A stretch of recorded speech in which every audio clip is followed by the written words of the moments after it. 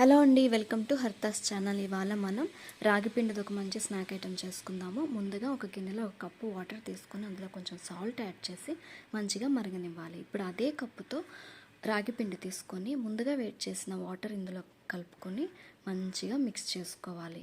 ఇప్పుడు ఈ మిక్చర్లో onions, carrots, కొత్తిమీర, కరివేపాకు, గ్రీన్ చిల్లీ ఇవన్నీ సన్నగా తరిగి ఈ మిక్చర్లో ఇవన్నీ వేసి మంచిగా కలుపుకోవాలి.